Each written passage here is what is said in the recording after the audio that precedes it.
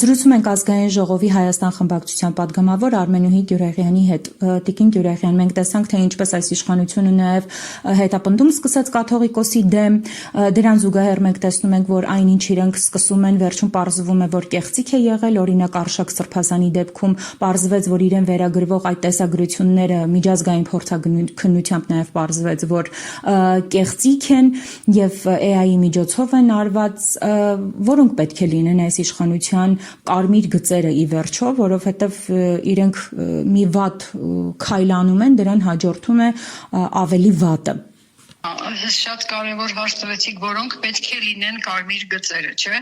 Այդ կարմիր գիծ նշանակում է ինչ-որտեղ ինչ-որ սահման գծեր, բայց այս իշխանությունները անկարգությունների, անօրինականությունների մեջ կարմիր գծեր, սահմաններ չունեն։ Գիտեք, ես մաթեմատիկ եմ,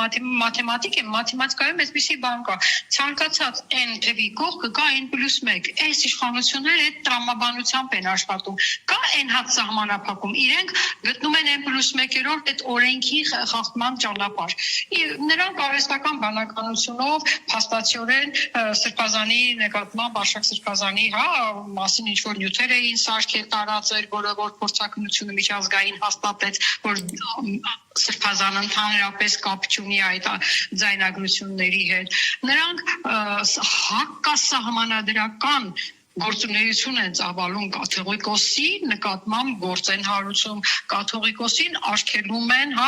երկրից դուրս գալու արգելանք են դնում։ Ասում եք, նրանց ոչ մի քայլը սահմանադրության ու օրենքների հետ աղերս չունի։ Այսօր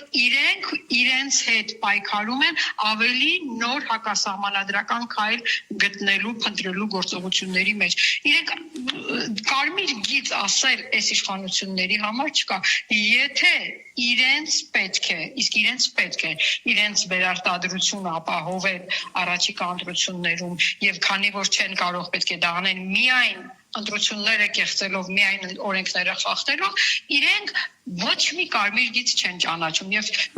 միամտություն է այսօր սրանց համար կարմիր գիծ պատկերացնել, ուր մնաց սահմանել։ Տիկին Գյուրեղյան, այնուամենայնիվ պայքարը ինչպիսին պետք է լինի այս իշխանության դեմ։ Շատ կարևոր հարց է եւ ես ուզում եմ, որ անպայման հանրությունը լսողը հատկապես ուշադրություն դարձնի դրա վրա, որ պայքարի միակ այսօր ճանապարհը առաջիկա ընտրություններում մասնակցելն է, առաջին հերթին մասնակցելը։ Մենք մեր ձեռքով պետք է փոխենք այս իշխանությանը եւ պետք է փոխենք ընտրությունների միջոցով։ Իսկ ընտրությունների միջոցով փոխելու համար մենք պետք է անպայման մասնակցենք ընտրությանը եւ պետք է անպայման տանք ընդդիմադիր ուժին մեր ձայնը, ընդդիմադիր ազգային ուժին, ոչ թե թվացial, ոչ թե իրեն ներկայացնող ընդդիմադիրին, այլ իրական ընդդիմադիր ազգային ուժի, որպեսզի ժողովուրդը իր ձայնային մեծամասնությամբ ոչ ասի Նիկոլին, դրա համար պետք է գնա եւ ընտրի այո ասի ազգային ուժին։ Հասկանում եք, չգնալը չընտրելը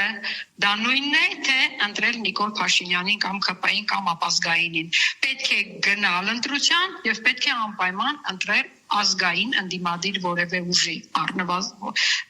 Հակառակ պարագայում մենք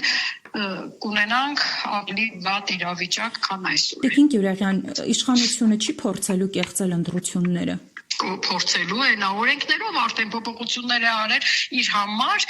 նա արդեն հիմքեր է օրենսդրական սարքում կեղծիքները ապահովելու։ Տեսեք, փոխեց վերջերս ընտրական օրենսգիրքը եւ դիտորդական առաքելությունը գրանցելու լիազորությունը առանց որևէ սկզբունքը ճշտելու տվեց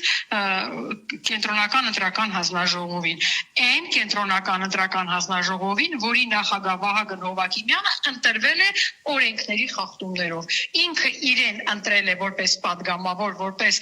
վարչության անդամ ԿՊ-ի եւ իր ընտրած ձայնով ինքը անկախ ԿՀ-ի նախագահ ընտրվել։ Դա աբսուրդի վերջին կետն է։ Այսինքն հիմա այդ Վահագն Հովհակիմյանից մենք պահանջում ենք, որ ինքը օբյեկտիվություն ցուցաբերի եւ դիտորդական առաքելությանը տա հավաստագիր, եթե այդ դիտորդական առաքելությունը իրանց քիմքին հաճելի չէ։ Իհարկե ոչ։ Ինչպես են հույսը դնում միայն ընտրությունների վրա, Տիկին Գյուրեղյան։ Պետք է գնալ գալ եւ ընտրել եւ դրանով քչացնել, մեղմացնել, փոքրացնել հնարավոր ընտրակերտիկների ճանապարհը։ Հաջորդը իրենք ԶԼՄ-ների վերաբերյալ նորից տեսա այս վերջին օրենքը մեդիայի մասին օրենքում նորից նույնատիպ փոփոխություն արեցին։ Իրենք հերարցակվող, վերահաղորդվող հաղորդումների ցուցադրման հնարավորությունը, թույլտվությունը տալու լիազորությունը դրեցին ՀՌՀ-ի վրա։ Այն ՀՌՀ-ի վրա, որի համար կոռուպցիայի կանխարգելման հանձնաժողովը տվել էր եզրակացություն, որ ինքը այդ սահմանադրական պահանջը անաչառություն եւ օբյեկտիվություն ցուցաբերելու խախտել է։ Հիմա այդ մարդուց պահանջում ենք, որ ինքը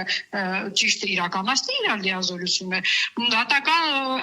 նույն փոփոխություն արել են քրեական օրենսգրքում մի քանի տարի առաջ։ Հասկանում եք, այսօր իրենք օրենսդրորեն ապահովում են։ Այսօր իրենք իրենց համար ապահովում են ԵՄ-ի, ինչպես այդ Կայասը հայտարարեց, ԵՄ-ի աջակցությունը մոլդովական փորձը կիրառելու։ Այսօր իրենք իրենց համար ապահովում են ԱՄՆ-ի աջակցությունը, այսպես ասած, երբ այդ նույն ԱՄՆ փոխնախագահը եկավ, գնաց Ծիծեռնակաբերդ, ուղիղ 1 ժամ հետո հայտարարությունը հանեց, որը որտեղ գրված է հայոց ցեղասպանություն բառակապակցությունը եւ գնաց դեռ ավելին Ադրբեջանում հայտարարեց օգուտ Ադրբեջանի նախադասություններ ու մտքեր։ Այսինքն հայտարարեցին ինչը որ Թուրքիայի ներօգուտ։ Այսինքն իրենք այսօր ապահովում են Ամերիկայի, ԵՄ-ի աջակցությունը, ապահովում են իրենց համար օրենսդրական փոփոխություններ, որպեսզի կարողանան հնարավորինս դիտորդներով, հնարավորինս ԶԼՄ-ներով կանխել այդ կեղծիքների ցուցադրումը, այդ կեղծիքների վերհանումը եւ դեռ ավելին գովաբանել ընտրության արդյունքները, եթե իրենց պետք է, իրենց քիմքին հաճելի է եւ բացասական եզրակացություն տալ հակառակ պարագայում։ Բայց եթե մեր ժողովուրդը ոտքի կանգնի ու մասնակցի ընտրությանը, նրանք այդ կեղծիքները անելու շանսեր շատ քիչ են ունենալու։ Կարևոր գործիքը այսօր մասնակցելն է ընտրությանը եւ անպայման ոչ միայն մասնակցել, այլև ընտրել որևէ ազգային ընդդիմադիր ուժի։ Հակառակ պարագայում չգնալը կամ ուրիշին ընտրելը նույնն է թե ԿՊ-ին զայն տալ։ Շնորհակալ եմ մեկնաբանության համար։